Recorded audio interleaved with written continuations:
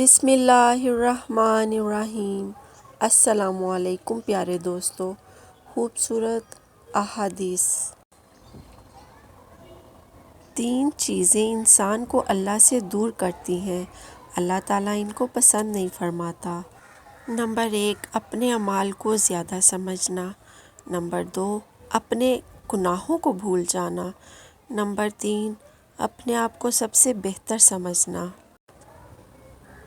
اپنے آپ پر بھی خرچ کیجیے۔ مالک بن نزلہ رضی اللہ تعالیٰ عنہ فرماتے ہیں کہ رسول صلی اللہ علیہ وآلہ وسلم نے میرے بدن پر پرانے کپڑے دیکھے تو پوچھا، تمہارے پاس مال و دولت ہے؟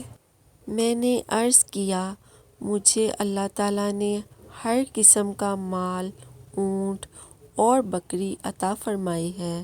آپ نے ارشاد فرمایا، اس مال کا اثر تم پر نظر آنا چاہیے۔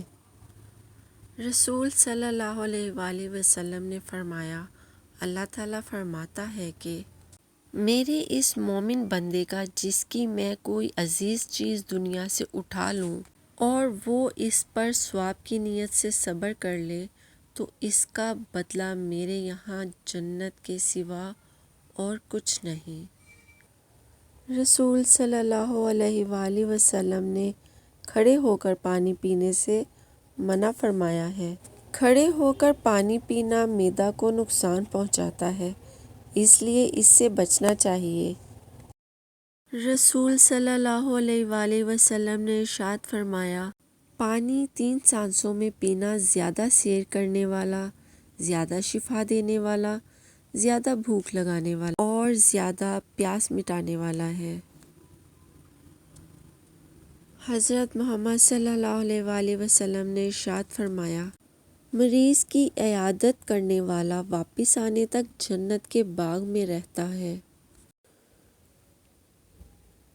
حضرت انس سے روایت ہے کہ رسول صلی اللہ علیہ وآلہ وسلم نے فرمایا، اللہ تعالیٰ فرمائے گا کہ ہر اس شخص کو دوزخ سے نکال دو جس نے مجھے ایک دن بھی یاد کیا ہو یا مجھ سے کسی مقام پر ڈرا ہو۔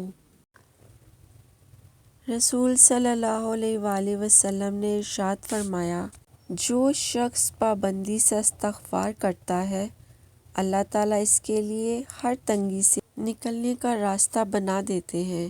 جو شخص دنیا میں دوگلا ہوگا تو روز قیامت اس کی زبان آگ کی ہوگی۔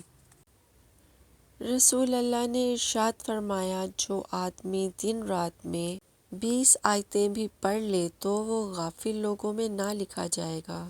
رسول صلی اللہ علیہ وآلہ وسلم نے فرمایا، تم کسی کی کمزوریوں کی تلاش میں نہ رہا کرو اور جاسوسوں کی طرح کسی کے عیب معلوم کرنے کی کوشش بھی نہ کرو۔